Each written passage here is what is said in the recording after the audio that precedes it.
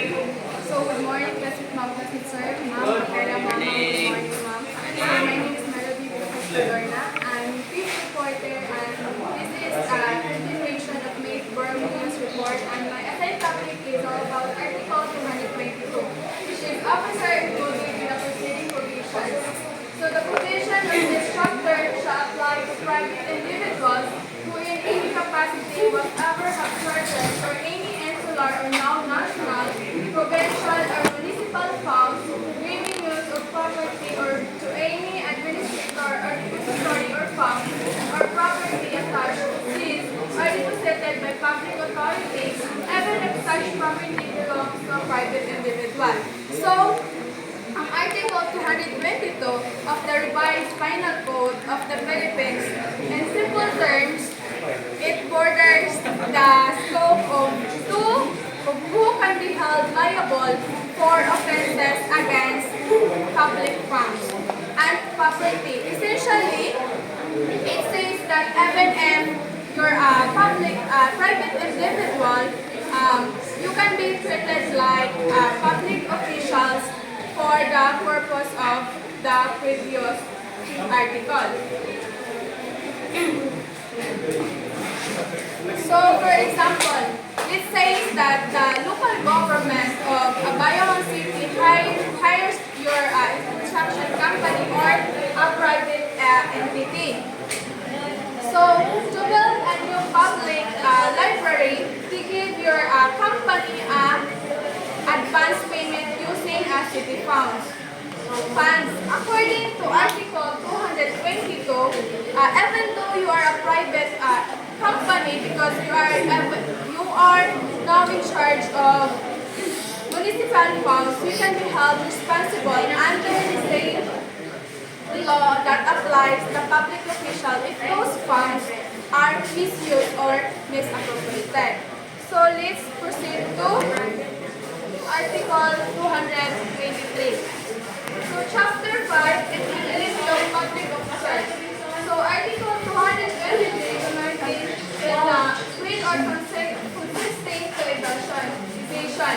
Any public officer shall consent to the state of a prisoner in his custody or charge shall be punished. So in Article 223, punish a public officer who or kanang itabang siya sa usa ka prisoner nga maka-escape. So, the severity of punishment depends on whether the escaped prisoner had already been convicted by a final judgment. So, or was just detention prisoner, kanang gahulat siya sa iyahang trial. So, the crucial elements is the collaboration or consent of the public officer in the case.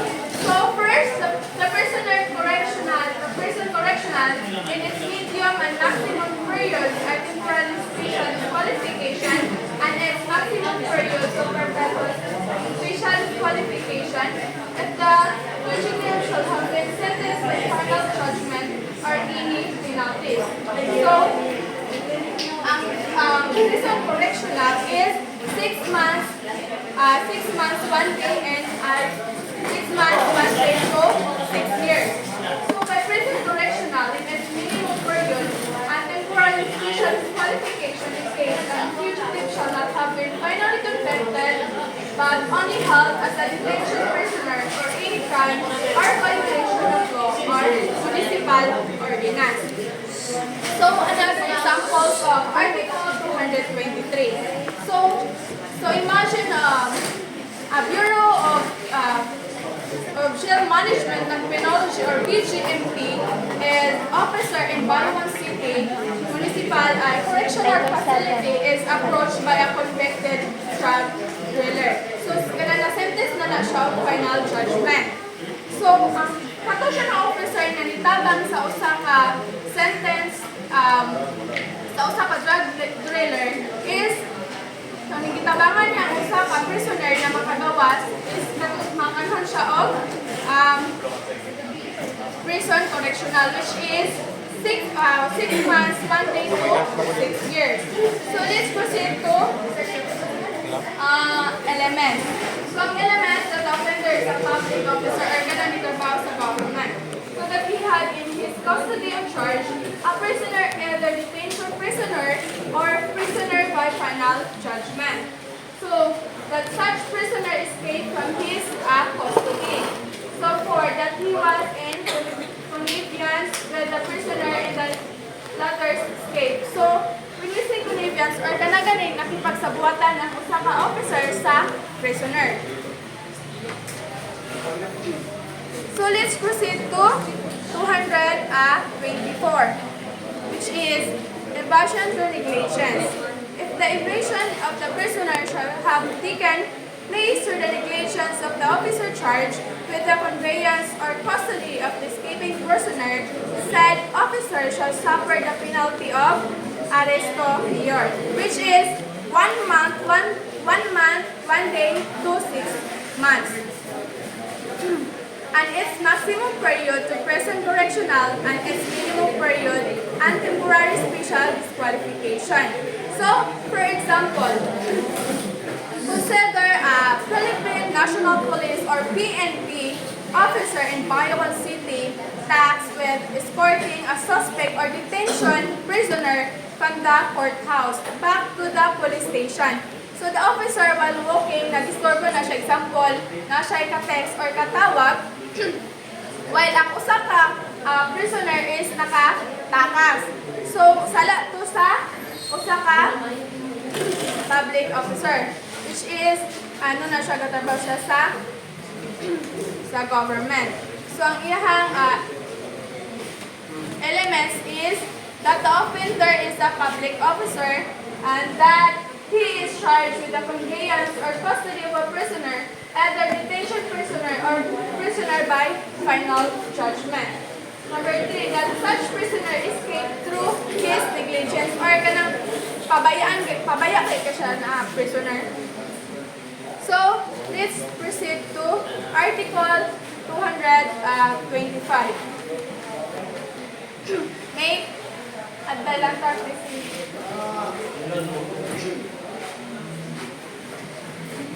Escape a prisoner under the custody of a person and a public officer. Any private person to whom the conveyance or custody of a prisoner or person under arrest shall have been confided who shall commit any of the offenses mentioned in the two preceding articles shall suffer the penalty next to degree than the next crime of the public officer. So, Article 225. So, extended the liability for a prisoner escape.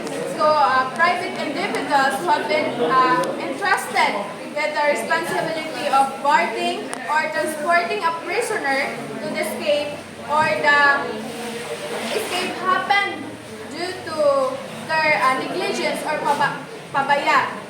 They face a penalty that is 1 degree lower than what a public officer would receive or the same offense. So, ang elements niya that the offender is a private person. Second, that the conveyance or custody of a prisoner or person under arrest is confided to him. That the prisoner is or person under arrest or escape. That the offender consents to the escape of the prisoner or person under arrest or that the escape takes place through his negligence or pabaya ay siya. So that's all.